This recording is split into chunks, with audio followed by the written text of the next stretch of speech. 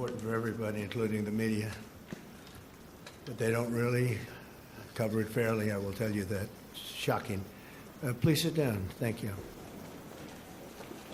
We gathered here today for a truly solemn occasion.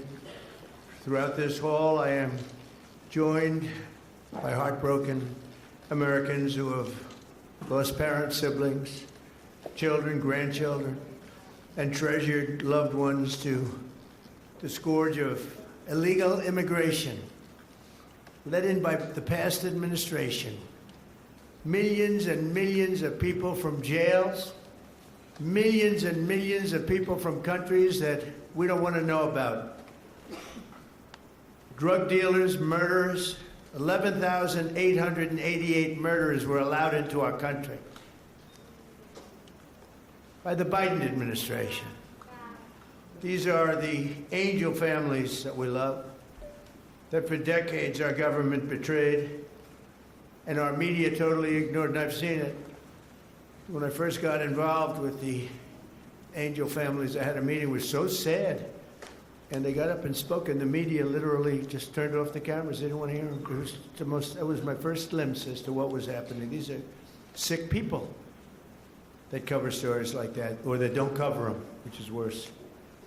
Everyone in this room not only suffered an infinite loss, they were the victims of politicians who put the comfort of foreign criminals before the safety of American citizens and American patriots. Their stories were censored and suppressed like maybe almost never before, so that the politicians could open our borders and allow our nation to be invaded. If we didn't win the election, our nation would right now be destroyed. But under the Trump administration, their suffering is forgotten no longer. In just a few moments, I officially sign a proclamation that I've been waiting to sign for a long time, including my first administration. There were so many different legal roadblocks, it was incredible. We got it done, and I'm doing it today. February 22nd is going to be National Angel Family Day. Very important. So many incredible family members and friends, parents and children. On February 22nd, 2 years ago, a brilliant 22-year-old nursing student named Laken Hope Riley went out for a run on a college campus in Georgia. Laken was viciously attacked, brutally beaten and murdered by an illegal alien gang member who the last administration heartlessly released into our country. No problems. Let them in. They let in everybody. They didn't check anybody. They let in everybody. Among the first bills I signed into law after taking office last year was the Laken Riley Act. I'm so proud of it. To ensure illegal alien criminals are rapidly removed from the United States of America. That's okay with the media. That bill has already been really playing a big role in the life of our country. It's resulted in over 21,000 illegal alien arrests. 21,000.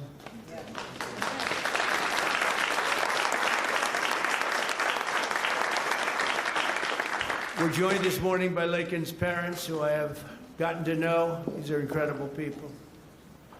And I want to ask Laken's mother, Allison, to please come forward and say a few words, please.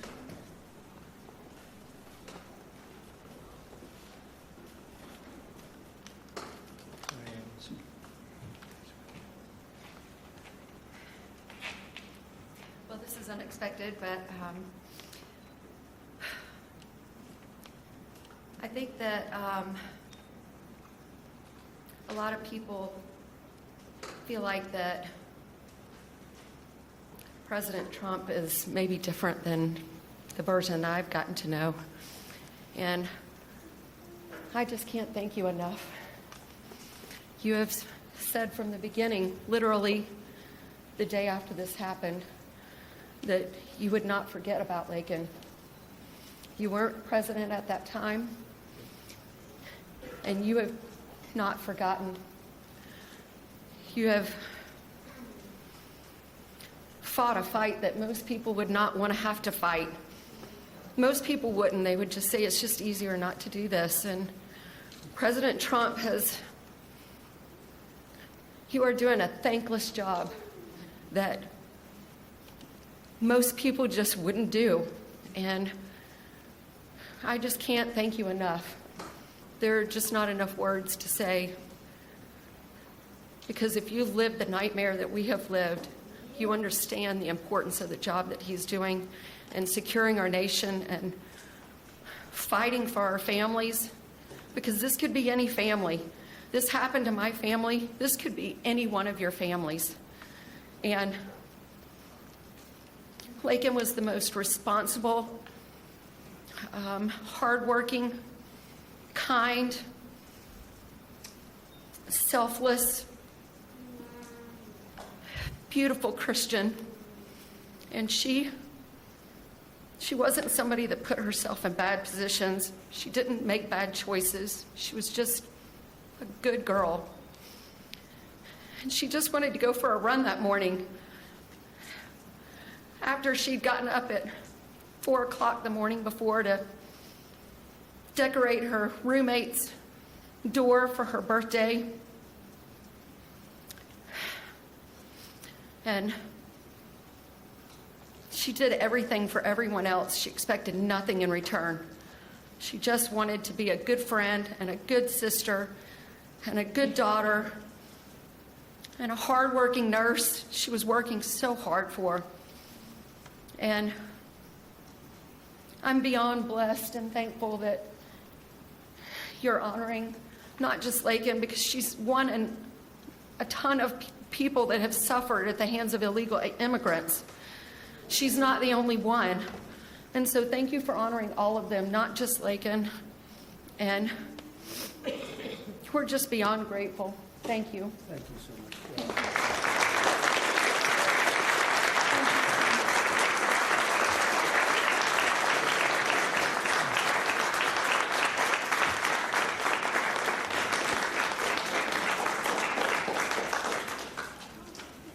Thank you very much. Amazing, Allison. You have to go through this. Doesn't get that much easier, does it?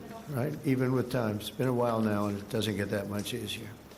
But I want to thank you for your incredible courage. We're all courageous in a sense. Everybody in this room is courageous. And we're willing to tell the story. And that I don't know why the news doesn't want to hear it. The Democrats don't want to hear it. The radical left, they don't want to hear it. What's not to hear? We want to stop murderers and criminals from coming into our country. I watched the mayor of Minneapolis. I watched these people saying, we want to protect murderers. I don't get it. Something's sick. They're sick. Can't have a country like that. So we appreciate the bravery of everybody in this room, actually. And Christy, I want to thank you, and I want to thank Tom in particular for, we have a border that's 100% closed now. 100%.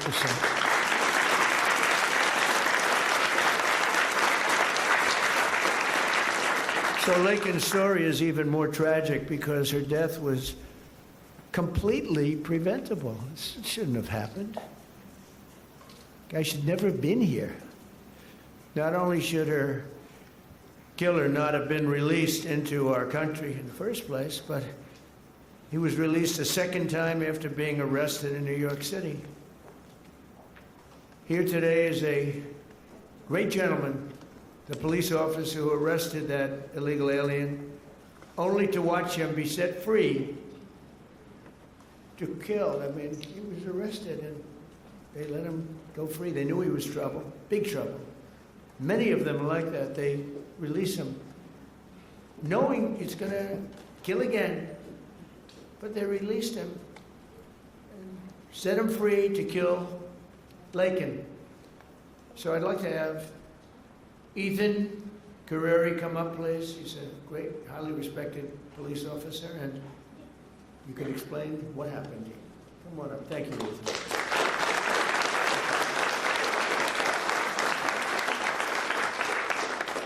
Mr. President, it's an honor to be here today, and it's an honor to be speaking with you guys. My name is Ethan Carreri. I'm a police officer in Palm Beach County, Florida, and a former New York City police officer. While serving the New York City Police Department, I personally arrested Jose Ibarra for endangering the welfare of a child. A few months later, I saw his face again in the news after he viciously murdered Laken Riley. I did my job. I put him in custody. The system failed.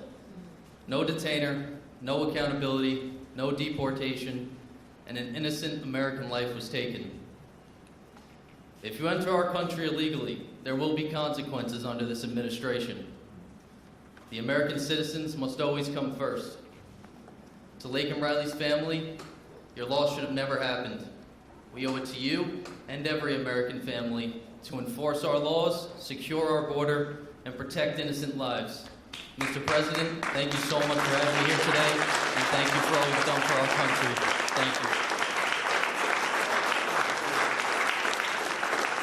Thank you very much. I notice you left New York to come to Florida.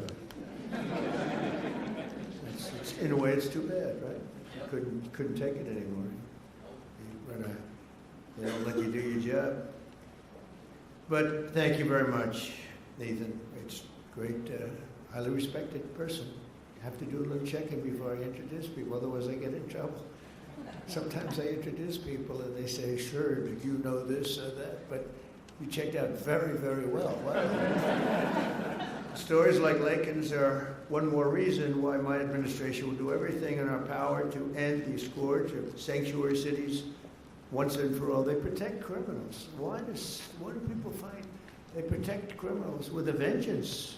They fight for these criminals like murderers. They're protecting murderers. They fight for them so hard. There's something wrong with them. We're joined today by so many angel families who are grieving a terrible loss. They've gone through hell. Steve Ronnebeck was the father of 21-year-old Grant Ronnebeck, a beautiful guy, who was shot and murdered by an illegal alien while he was working behind the counter of a convenience store in Arizona. He was working behind the counter. Steve, would you please come forward? We'll talk about your boy.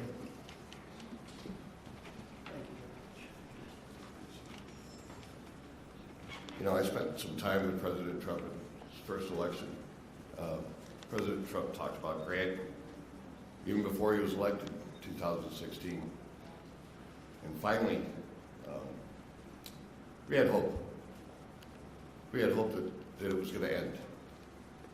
I was just talking to Secretary Noem that we all sat around a table one day during one of our visits to Washington. And again, the word preventable came up. All these deaths at the hands of illegal immigrants are preventable. They could have been stopped. We could have done so much more, unfortunately, at the hands of an election that we questioned. Somebody took their foot off the brakes, put their foot on the accelerator to let these people into our country. And it wasn't just regular people, it was criminals, it was murderers, killers, rapists. And now today, we are finally going to see that somebody's going to remember all of our loved ones. They're going to remember the names, and they're going to remember what we've all been through. Thank you, Mr. President.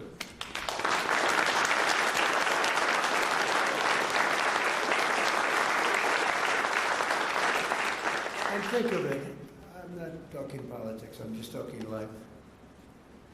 If that election, it wasn't rigged, it was a rigged election by millions and millions of votes. The guy that never left his basement was all run by crooked people. COVID was a little bit of a shield. We had a lot of things going on. But it was rigged by millions of votes. We did great in that election. If that election wasn't rigged, every single one of the people in this room right now would not be here. You'd be home with your son, daughter, family. We had a strong border. You know, we solved it twice, Tom. We solved it In 2016, the border was bad. Nothing like it was this time. It was like beautiful compared to this time. This was legendary. In the history of the world, there's never been a border like this where millions of people poured in. At least 25 million people. And many of them were the wrong people. Many. You know, when countries fill up the caravans, they don't fill them up with their finest. I wouldn't. And I would do exactly what they did if the United States would be willing to take all of our criminals and people, or people that don't work. But they are smart people. I got to know most of those leaders. I know them. I said, what are you doing? They said, look, it was a totally open border. They saved hundreds of millions of dollars. And they gave it to us, and we've done a great job. Tom Holman, Christine, our people have been incredible, the job they've done. And they take nothing but abuse, but, you know, they're sort of pretty hardened to that, I think, because they know they're doing the right thing. It just amazes me that there's not more support out there. It's just, we actually have a silent support. I think it's silent. I think that's how I won. I got probably 85 million votes. They say 78 million, 79 million. They cheated in this election, too. It was just too big to rig. Too big to rig. But they cheated like hell. They can't win on policy. Men and women's sports. We have a new one, though. Voter ID. I think that's as crazy as they won't approve voter ID. They won't approve proof of citizenship. They won't approve no mail-in ballots, even though they know it's crooked as hell. Where the ballots are sent to, in many cases, Democrats. Republicans don't get theirs, and they're calling frantically to get their ballot. A Democrat will get 3, 4, 5, 6, and even 7 ballots. And then we're supposed to win. That's what they're good at. They're professional. Cheaters. But we wouldn't be here right now. I'm just thinking as we're going through it, because we've suffered through it together. I suffer for the country. I mean, it's the people I've gotten to know, the mothers and fathers, mostly mothers and fathers. Husbands in some cases, wives in some cases, but mostly mothers and fathers, what they have to go through. Also with us is Marie Vega, the mother of Javier Vega Jr., the retired U.S. Marine and Border Patrol agent, so respected, who was murdered in front of his family by 2 illegal aliens, bad ones, really bad ones. People you could look at them and you could say, trouble. Trying to steal his family's trucks. He wanted to take everything the family had, but the trucks in particular. Marie, please come forward. Thank you, darling.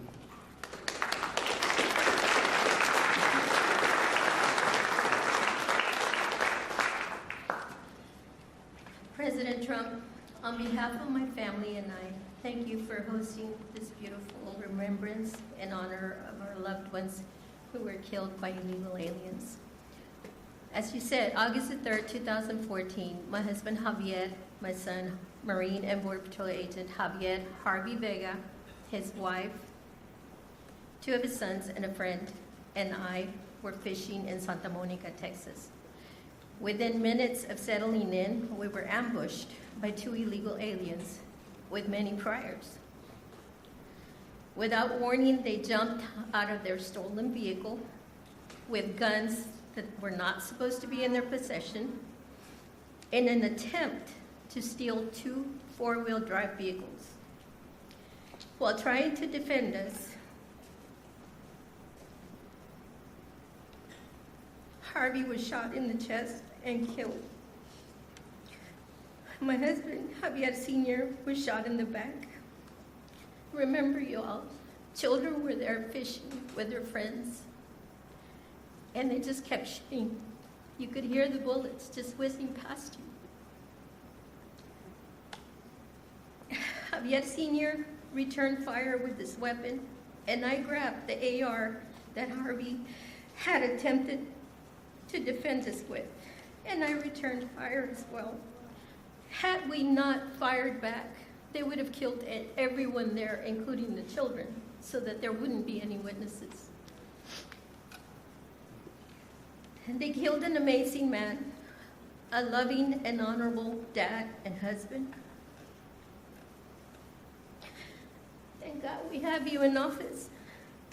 Without you, America and the world would not know the consequences of open borders. Thank you for restoring law and order. Thank you for acknowledging us, the angel families. Every day I think of you and the heavy weight of a nation that you carry with you. I can't imagine what it must be like to wake up every morning, work so diligently amid attacks and resistance from the left, to deal with the craziness, the fraud, and the swamp. But you get it done day in and day out, all while finding solutions to making America great again. You absolutely amaze me. Please know that we see it, and we, the masses, your constituents, are behind you 100%. When you were elected the first time, for the first term as president, I remember saying to my boss, this is exactly what this country needed, a businessman. You did an outstanding job then, and although you were cheated out of the second term, by the way, you won that election as well, and we know it. I knew the third term was going to be epic, and here we are, mega. Before I end this, I have to share a sweet story with you about my daddy. He absolutely hated the way people treated you and attacked you. On your third run for office, he said to me, "Mijita," which means my little daughter in Spanish, "Can you check to see if I'm up to date and still registered to vote? We need to make sure President Trump gets into office." I said, "Of course, Daddy." And I did, and I checked, and he was registered to vote. We lost a great man, April the 3rd of 2025, and that would be my daddy. Again, thank you for everything. Thank you for backing Border Patrol and ICE and backing these families. Thank you so much.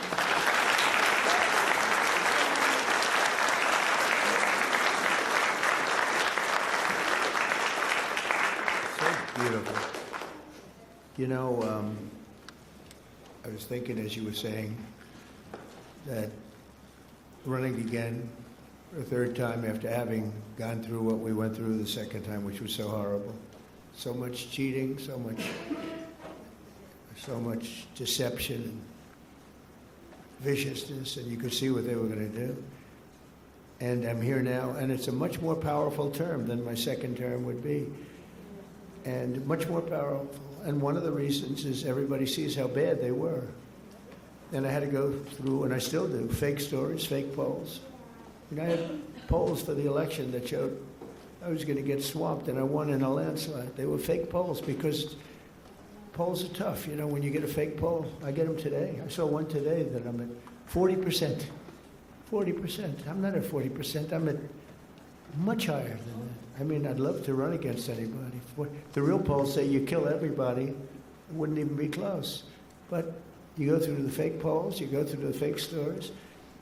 And I said, you know, it was good because this is really a much more powerful term than I would have had if I had run, because it was just one of those things. There would be nothing to compare it to.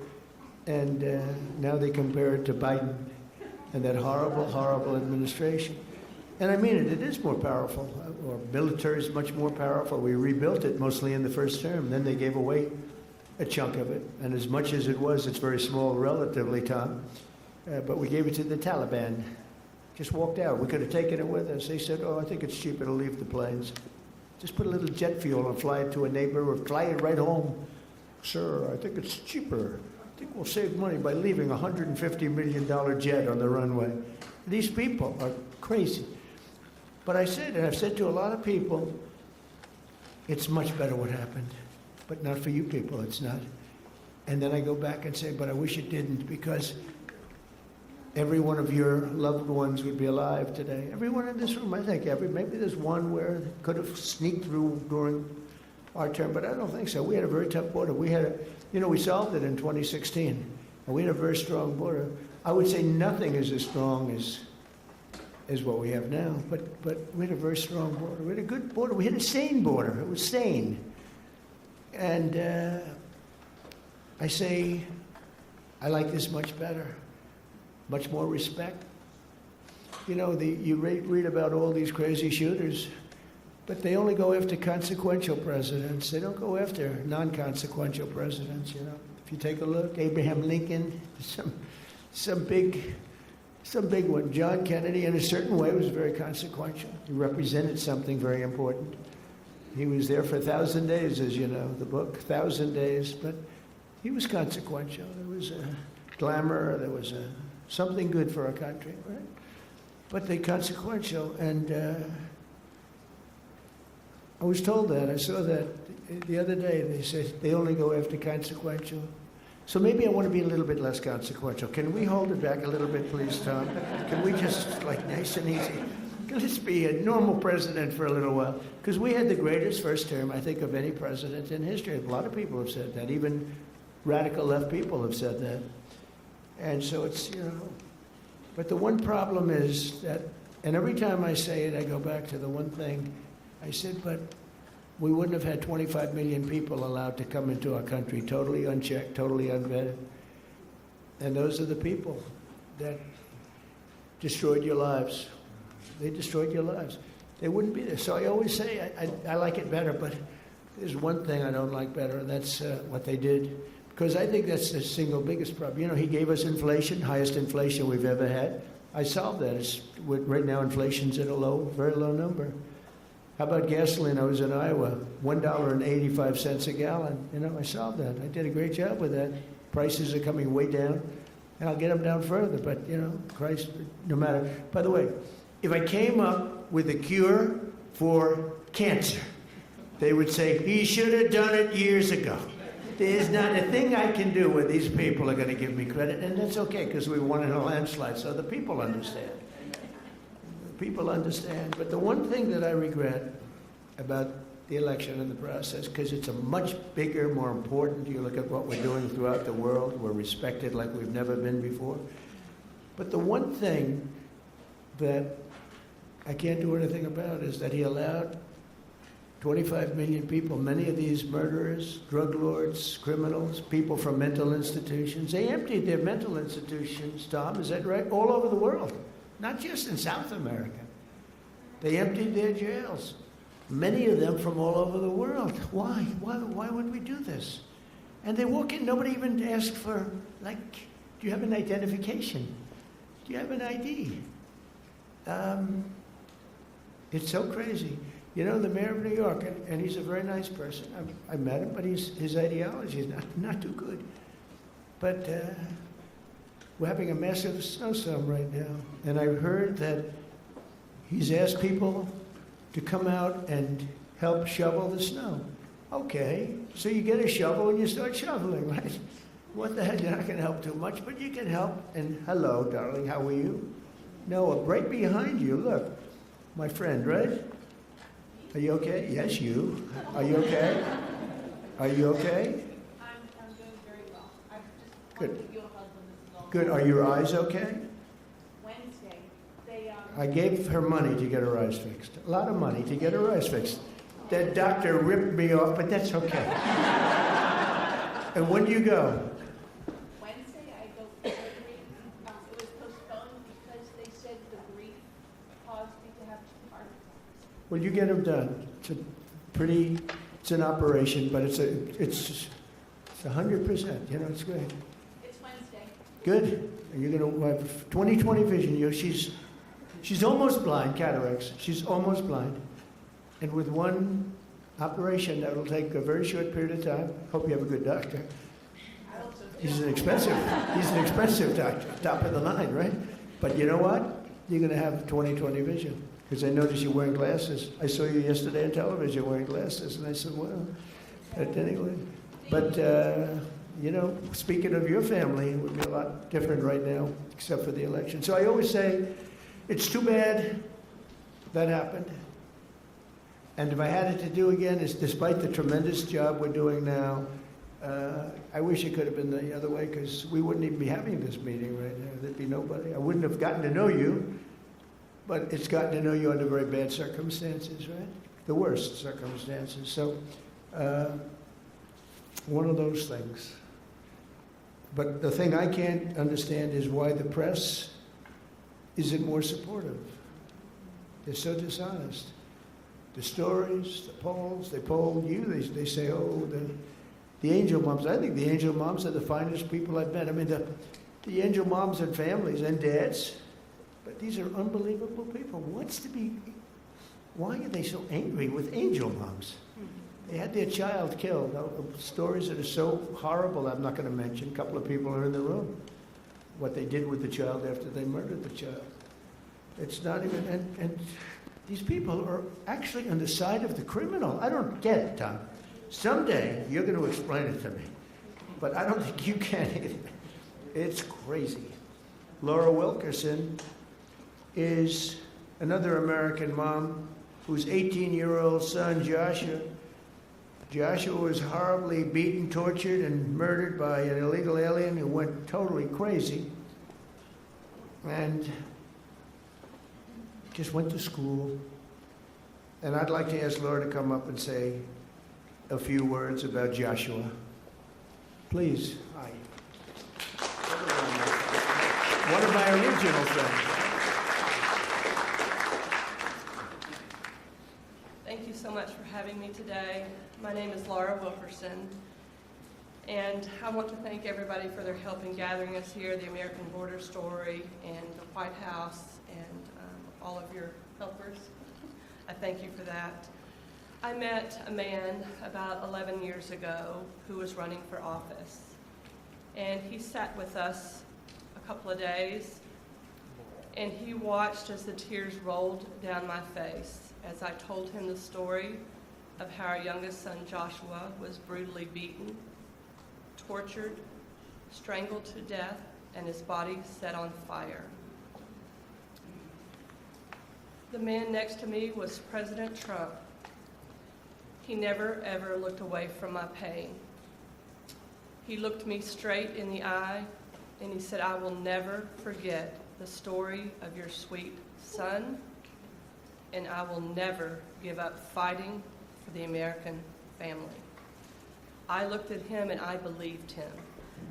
And here we are these years later, and you can tell all of the work he's done. He's never missed a day of fighting for the American family.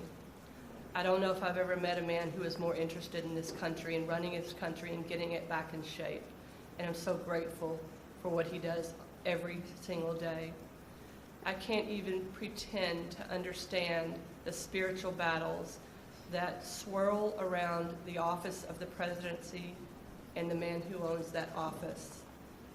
I would ask that God breathe a fresh breath of air through this administration so that he can calm those spiritual battles and allow our president to continue to do the hard work. Jesus works on my family every day, still healing us today. And I am just so incredibly grateful for the man who's in office, who never quits. He is sidelined so many times, but we know the man, Jesus, who can take care of that. And we pray today in his name that he will sweep through this country and make it right again. Thank you so much for having me.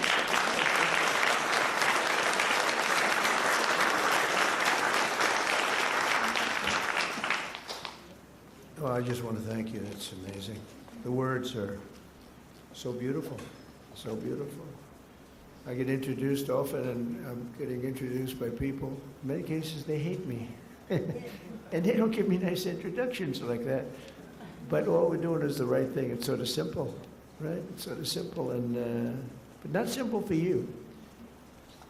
And that's when I was running, actually. That was before I won. I didn't know if I was going to win or not. I was running against 17 politicians. You knew. I knew. But no, I never forgot that. Jody Jones is a loving brother whose cherished sibling Rocky was killed by an illegal alien real monster, who went on a deranged crime spree after being released from prison as part of a California sanctuary city policy. Jody, please come up. Thank you.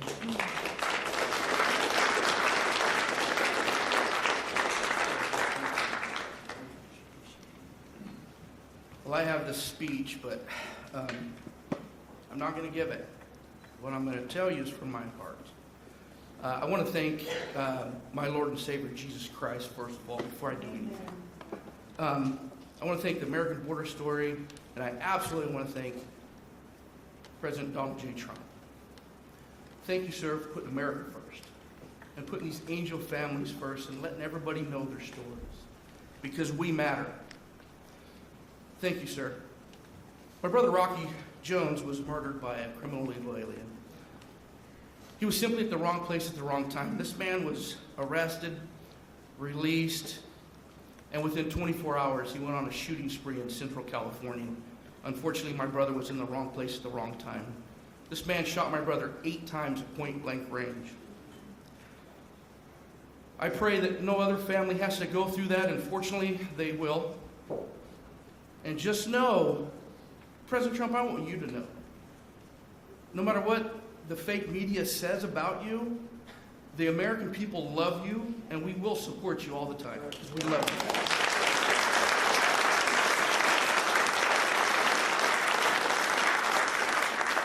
I'm sick and tired of hearing these Democratic politicians stand up on these podiums and say how sorry they are for seeing these criminal illegal aliens being ripped apart from their families. What about us? What about the American family? What about us? We mean something too. And this man right here understands it. I was listening to Grandma Cook, and she said thank you to President Trump. And I love that lady. I don't even know her. I just heard her. I just got the fire inside of me. I'm like, wow, that's an American. I love America. I want you guys to understand this. Americans are not racist. We're not xenophobic because we want a safe America and we want to put Americans first. This man's not racist because he wants to put Americans first. Are you kidding me? I know you guys hear it all the time, but we are not. And I'm going to tell you something. I love America. I love Donald Trump. I love my family. And by gosh, I love America. Thank you very much, Donald Trump. President Trump, you are the man.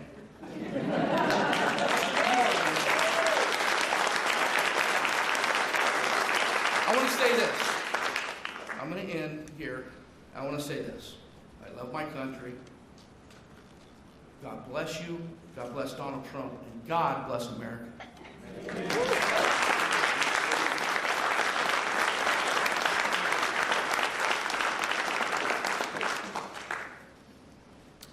Thank you very much. It's incredible. I want to now introduce somebody that I get to know pretty well. We just had a little discussion. Wonderful mothers, Patty Morin, who lost her beautiful daughter Rachel, and Tammy Nobles, who lost her daughter Kayla. Your daughters would be unbelievably proud, and they are as they look down. I'm sure they're looking down. And they'd be very proud of you, and they're thanking you right now for your courage. You've gone through a lot. I know you. And I just have to recognize some of the families. I mean, the families that are here this morning, I know many of them, not all of them. And you know, it grows at a pretty strong level, nothing like it was in the past. You remember when, during the campaign, Biden would say, and then I guess Kamala's the same thing, same ideology, same level of intelligence, I think. But she would say, and he would say, no, it's wonderful to have the people come into our country. These are fine people, these are nice people, and they don't commit crime. And I called Tom home and I said, what's the story on that? Because I think they're really violent. And Tom would say, these are the most violent people in the world. They're coming in. These make I remember you said, these make our criminals look like choir boys. And you know what? You were right. You were right. But I want to thank those two people because what they went through. And I want to recognize all of the families here this morning who have lost loved ones, a lot of families. Thousands are not here, and they're feeling just the way you do. sad. And continue to fight. You know, they say time helps, but I've seen some people and the time isn't really not helping that much. Time, they say it heals all wounds, but it's not. Do you feel better now or the same? You know, you got to feel a little bit better. You got to let it, but it's not like the phrase, wonderful phrase, time heals, like everything's good. Excuse me? We feel good that you're here. Yeah, I know. We'll continue to fight, though, and we'll stop this horrible situation, and we have stopped a lot of it. A big thing, you know, you saw that murders are down for the most in 125 years. That's before my father. My father was born in 1905. 5 years before my father was born. My father was great. But, so in 1900, 125 years, the murders, the lowest rate. You know why? Because I closed the borders, and we got a lot of people out. It's not just closing, we got a lot of people out. Washington, D.C. is now a safe. So we don't want to close the borders for them anyway. We got a lot of them out, and we got many of the worst ones out. Go for them first. But I want to conclude by reading part of a letter I received earlier this year from two heartbroken grandparents who will never again see their 8-year-old granddaughter after an illegal alien ran her over with his truck purposely. They wrote to me, "We are hurting so badly, and now know that the hurting in our family will never go away. It never, ever will go away. We're not seeking notoriety. We don't care about press coverage, but we do want our girl to be remembered. We want people to actually know how preventable this murder was. And lastly, we want the American government to be accountable to its citizens." True, they should be accountable for what they did. That's my administration, and I will tell you, fighting, and we're fighting so hard. All of them, everybody together is fighting. We're putting American citizens first. We're defending American lives. And we're fighting for every angel family. Angel families are beautiful families. They're beautiful families. That was my first, early on when we first met, that was my first, I didn't know about angel families. You know? I never did this before, right? I was building buildings and things. But I said, I can't believe it. My first meeting, they were so angry at the press, at a mom who lost her daughter so violently, right? You might have been there. The first meeting, I said, this is strange. What's going on? It was anger from the fake news. But the angel families, I realized very early on, I never changed. I could see how you changed them. You know, you have to go through this stuff. But never changed. I thought they were among the greatest people I've ever met. I've met the heads of countries. A lot of them aren't so nice, but, you know, they do have some power. And we've done very well with all of those people. But among the finest people I've ever met are the people in this room and people, many people outside of this room. I know many, many more than just in the room. But we restored our border, and it's now totally secure, and our country is at the safest level it's been in many, many years. How could anyone possibly say we want open borders? Knowing, especially, let's say you did that because you're foolish or stupid or something. And you did it, but after a couple of weeks, you're going to know that the people coming here, if you're running a country, you want to send your bad people out. That was the way I looked at it. I didn't know anything about it. I ran for office, but I have a lot of sense. And I said, well, open borders is no good because if I'm running the country nearby or far away, I had no idea how far away. They came from the Congo in Africa. They came from all of them, not just South America. Congo let vast numbers, hundreds and hundreds, probably thousands of people out of jail. They brought them through Mexico and they dropped them into our country. But you would say that common sense, well, and I said it right from almost the first day. I said, how can you have an open border? All the countries are going to be dropping their prisoners into us. That's exactly what happened. And mental patients and others. So we have a country that's now doing well. We have the greatest economy we've ever had. We have the most activity we've ever had. I'm making a speech tomorrow night, and you'll be hearing me say that. I mean, it's going to be a long speech because we have so much to talk about. But Americans like Laken and Grant and Javier, Joshua, Rocky, Rachel, Kayla. These are great people, and we're never going to forget them. I'll never forget them. I don't know how long I'll be around. Got a lot of people gunning for me, don't I? But I will not forget them. I'm never going to forget them. And I just think you're among the most brave people. I meet a lot of brave people. I meet warriors. They give out congressional medals of honor. People recommend, like these two in front of me are so wonderful, but they recommend, and I meet the greatest people. But this is a group of people that, for whatever reason, I just feel maybe the warmest about. So at least you have one friend, and we don't understand why you don't have many, and maybe you will. I don't know. So I'm going to go sign the proclamation, and then we're going to sit in the audience. I'm going to sit with you for the reading of the victims' names, and I'll then depart to a song sung by our incredible, talented military, Amazing Grace. Okay? Sound good? Now we could have some of the families come up, some of the people come up. You know who you are. Come on, you can stand around. I don't use an auto pen, so you can watch me actually sign.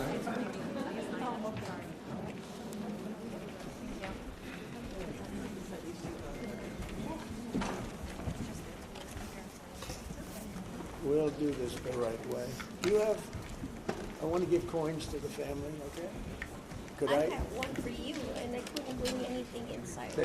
No, Secret Service, well, you'll get it to me. Say hi to Trump. Hi, sweetie.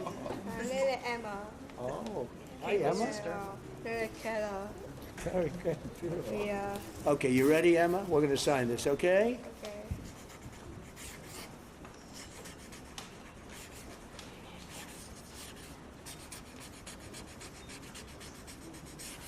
Okay, that's a good one. That's a good one, yeah.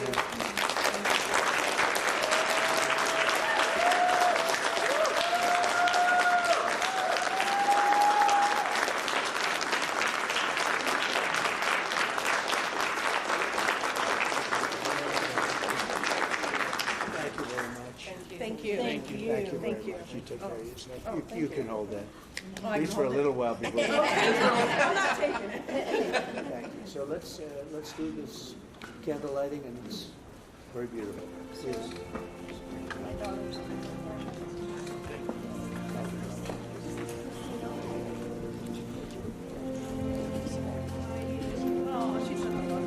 can't tell you what I love you.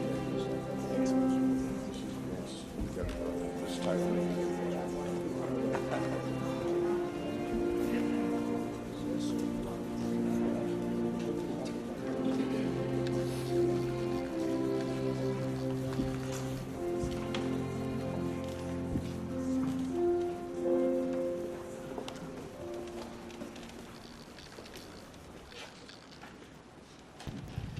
We will now light a candle in honor of the victims in solidarity with their families. Following the lighting of the candle, the names of the victims will be read aloud so that their memory may be honored.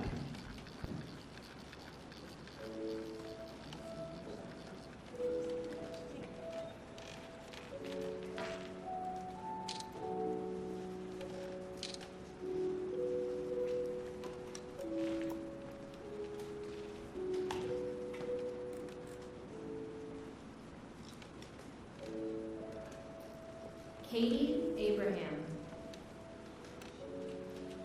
Chad Eistrup, Austin Babcock, Megan Elizabeth Ida Boz, Jesse Berg, Liam Cantu, Michael Clayton, Gail Clayton, Sander Cohen, Piers Corcoran, Ronald De Silva, Jackson Davis, Christopher James De Leon, Joseph Di Tommaso, Marshall Dova, Brady English, Shaylee Estes. Lacey Marie Ferguson. Maura Garrity. Tristan Gray. Kayla Hamilton. Aaron Joshua Hampton. Brady Hiling. Susan Hine. Haley Helgeson. Kyler Holbein. Gregory Hamala. Gabriel Kaleshi Isiguzo Jr. Rocky Paul Jones. Shane Jones. Stephanie Kaufman. Haley King. Amy Courtlang. Ryan White. Brian Moss. Robert Mohin. Lisbeth Medina. Brandon Mendoza. Brandon Michael. Dominic Montoya. Jonathan Moody Jr. Ruben Morfin. Rachel Morin. Krisha Odette. Nicolay Osokin. Rocco Pitro. Laken Riley. Grant Ronnebeck. Matthew Russell. Kayla Santiago. Danielle Nikki Shermock. Fred Schlosser. Tiara Stansberry. Kate Steinley. Joseph Story. Timmy Tarnowski. Brian Terry. Anya Varfolomeev. Javier Vega Jr. Joshua Aaron Wilkerson. Carlos Wolf. Joseph Zhang Jr.